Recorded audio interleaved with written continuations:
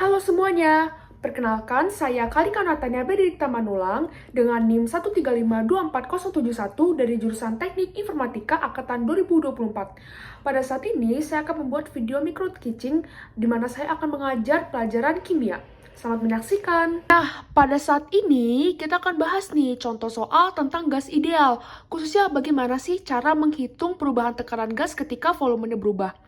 Materi itu sebenarnya sederhana guys, tapi itu penting karena prinsipnya itu sering kita temui dalam kehidupan kita sehari-hari, seperti balon ataupun ban kendaraan.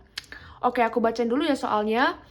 Sebanyak 1 liter gas ideal A dan 1 liter gas ideal B memiliki suhu dan tekanan sebesar 300 Kelvin dan tekanan total gas 1 atm. Jika kedua gas ideal tersebut hendak dimasukkan ke dalam suatu wadah baru yang bervolume 4 liter, maka tekanan total gas pada wadah baru adalah... Nah, oke, kita pertama-tama pahami dulu nih guys, soalnya tuh apa sih? Oke, jadi pertama-tama kita tulis dulu ya, diketahui. Diketahui sebanyak 1 liter gas ideal A dan 1 liter gas ideal B. Oke, jadi kita tahu bahwa volume awal masing-masing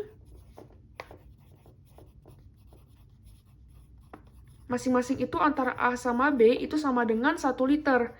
Nah, karena masing-masing 1 liter, otomatis totalnya itu adalah 1 tambah 1 berapa? 2 liter.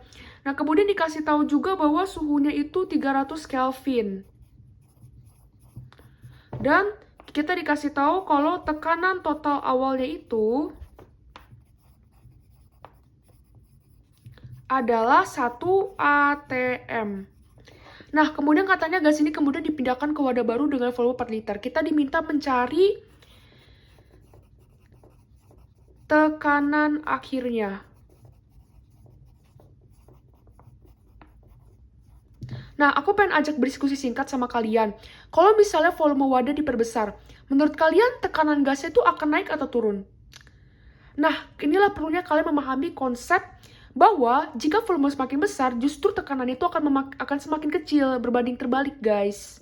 Nah, untuk menjawab soal ini, maka kita gunakan konsep hukum gas ideal. Yang rumusnya itu apa sih hukum gas ideal ini? Jadi rumusnya itu adalah PV sama dengan nRT. P itu apa sih? P itu adalah tekanan gas, guys.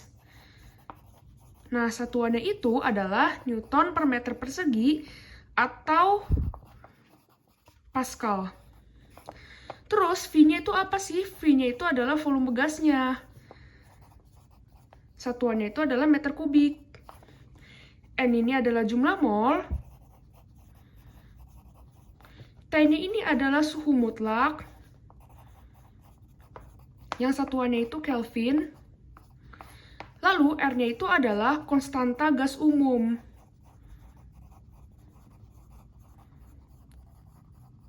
Yang satuannya itu 8,31 Joule per mol Kelvin. Atau bisa juga 0,082 liter atm per mol Kelvin. Nah, tapi karena dikasih tahu di soal ini bahwa suhunya itu tetap alias T-nya konstan dan jumlah mol gasnya itu tidak berubah, maka kita juga bisa menggunakan hukum Boyle. Apa itu hukum Boyle? Hukum Boyle itu bunyinya adalah P1 dikali V1 sama dengan P2 dikali V2. Nah, kita kan dikasih tahu bahwa kondisi awalnya berapa yang disoal? P1-nya sama dengan 1 atm. Kemudian V awalnya itu adalah 2 liter yang dari A sama B. Terus kondisi akhirnya kita dikasih tahu di soal bahwa V2-nya itu sama dengan 4 liter. Nah, yang ditanya ini nih, P2-nya berapa? Nah, kita langsung aja pakai rumus hukum Boyle ini. Jadinya, jawabannya itu P1 dikali V1 sama dengan P2 dikali V2. 1 liter dikali 1 liter 1 atm dikali dengan 2 liter, maka sama dengan P2 dikali sama 4 liter. Ini kayak pembagian biasa aja guys, berarti 2/4 sama dengan 0,5 atm. Nah, ini dia jawabannya. Jadi kesimpulannya apa? Kesimpulannya itu adalah ketika gas dipindahkan ke wadah 4 liter, tekanannya justru menjadi 0,5 TM. Logis ya, kayak konsep yang udah aku bilang sebelumnya, karena volumenya dilipat gandakan, maka tekanannya itu jadi setengahnya. Nah, untuk memastikan kalian paham, aku pengen nih ngasih pertanyaan tambahan. Kalau gas ini bukan dimasukkan ke wadah 4 liter, tapi justru dipindahkan ke wadah yang volumenya lebih kecil, misalnya 1 liter. Kira-kira menurut kalian tekanan akhirnya jadi berapa?